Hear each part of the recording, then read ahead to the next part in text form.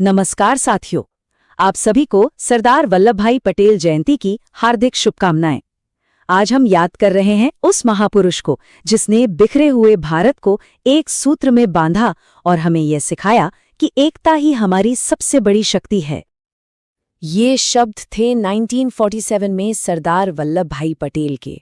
सोचिए, ये सिर्फ एक निमंत्रण नहीं था, बल्कि एक दूरदर्शी पुकार थी रियासतों के शासकों के लिए कि आइए मिलकर एक नए भारत का निर्माण करें।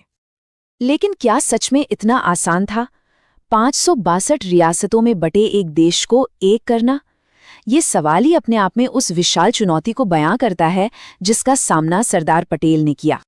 तो चलिए इस कहानी को बिल्कुल शुरुआत से समझते हैं, उनके शुरुआती संघर्ष से जिसने उन्हें सरदार बनाया। 31 अक्टूबर 1875 को गुजरात के नाडियाड में एक साधारण किसान परिवार में जन्मे वल्लभ भाई पटेल ने अपनी जबरदस्त इच्छा शक्ति से इतिहास लिखने की ठान ली थी। वो लंदन गए, वकालत की पढ़ाई की, लेकिन जब भारत लौटे तो सिर्फ एक वकील बनकर नहीं, बल्कि किसानों के हक के लिए लड़ने वाले एक योद्धा बनकर लौटे। उनके नेतृत्व की असली आग परीक्षा हुई खेड़ा और बारडोली के किसान आंदोलनों में। वहां उन्होंने किसानों पर हो रहे जुल्म के खिलाफ ऐसी आवाज उठाई कि ब्रिटिश हुकूमत भी हिल गई। बारडोली सत्याग्रह में उनकी उस अटूट हिम्मत और नेतृत्व को देखकर गांधी जी इतने प्रभावित हुए कि उन्होंने वल्लभ भाई को सरदार की उपाधि दी।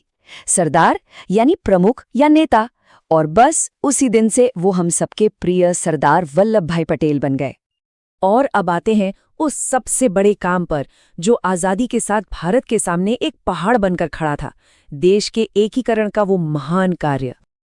आप सोचकर देखिए, 1947 में जब भारत आज़ाद हुआ तो देश में एक दो नहीं बल्कि पूरी 562 रियासतें थीं, और इन सभी के पास ये विकल्प था कि वो या तो भारत में शामिल हों, पाकिस्तान में, या फिर चाहे तो आज़ाद रहें। ये एक ऐसी स्थिति थी जो भारत को हमेशा के लिए टुकड़ों में बांट सकती थी। जरा अंदाजा लगाइए, अगर सरदार पटेल ना होते और भारत को एकजुट न करते तो शायद आज हमें दिल्ली से जयपुर जाने के लिए भी वीजा की जरूरत पड़ती। देश का नक्शा ही कुछ और होता। इस चुनौती से निपटने के लिए सरदार पटेल ने एक बहुत ही शानदार और सरल रास्ता निकाला, जिसे इंस्ट्रूमेंट ऑफ एक्सेशन कहा गया। उन्होंने रियासतों से कहा कि आप बस 3 चीजें भारत को सौंप दीजिए: रक्षा, विदेश मामले और संचार, बाकी सब आपका। ये उनकी कूटनीतिक समझ का सबसे बड़ा सबूत था। कितनी सरल लेकिन कितनी असरदार योजना। जूनागढ़ इसका एक बड़ा उदाहरण है। वहां के नवाब ने अपनी हिंदू बहुल जनता की मर्जी के खिलाफ पाकिस्तान में शामिल होने का ऐलान कर दिया। सरदार पटेल ने तुरंत और सख्त कदम उठाया, आर्थिक नाकेबंदी की, और आखिरकार नवाब को कराची भागना पड़ा। बाद में जब लोगों से पूछा गया तो 99.95% लोगों ने भारत में शामिल होने के लिए वोट दिया। लेकिन हैदराबाद का मामला और भी ज्यादा पेचीदा था। निजाम का सपना था कि वो भारत के ठीक दिल में एक आज़ाद इस्लामी राज्य बनाएंगे, जबकि वहां की ज्यादातर आबादी हिंदू थी। और तो और उनके हिंसक रजाकारों की सेना ने लोगों पर जुल्म ढाना शुरू कर दिया था। जब बातचीत के सारे रास्ते बंद हो गए तो सरदार पटेल ने एक कठोर लेकिन जरूरी फैसला लिया। ऑपरेशन पोलो नाम का एक सैन्य अभियान चलाया गया और कुछ ही दिनों में हैदराबाद भारत का अभिन्न अंग बन गया। लेकिन वो कौन सी बातें थीं, वो कौन से गुण थे जिन्होंने सरदार पटेल को लौह पुरुष यानी आयरन मैन बनाया? चलिए जरा उनके व्यक्तित्व को करीब से देखते हैं। सादगी, सख्त अनुशासन, बिना डरे फैसले लेने की हिम्मत और देश के लिए सब कुछ न्योछावर कर देने का जज्बा, ये सिर्फ शब्द नहीं, ये उनकी पूरी जिंदगी का सार थे। वो देश के गृह मंत्री थे, लेकिन उनकी जिंदगी एक आम भारतीय जैसी ही थी।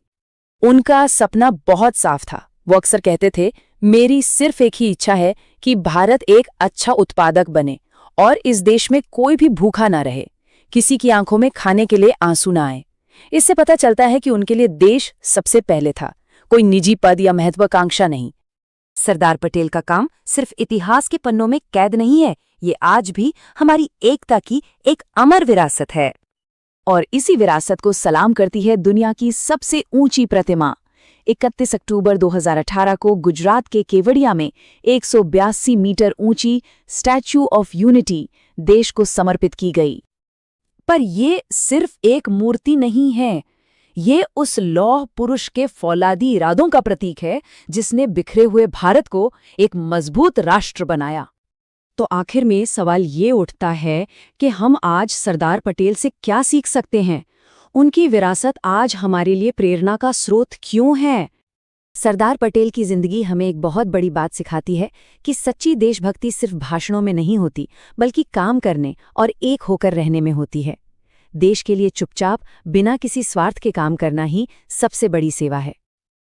आज जब हम एक भारत श्रेष्ठ भारत का सपना देखते हैं ना, तो हमें याद रखना चाहिए कि इस सपने की नींव सरदार पटेल ने ही रखी थी। उनकी सोच आज भी हमारा रास्ता दिखाती है। तो चलिए आप सभी को एक बार फिर से सरदार वल्लभ भाई पटेल जयंती की बहुत बहुत शुभकामनाएं। उम्मीद है कि लौह पुरुष की ये प्रेरणा हमें हमेशा एकता, हिम्मत और देश प्रेम की राह पर चलना सिखाएगी। जय हिंद, एक भारत, श्रेष्ठ भारत।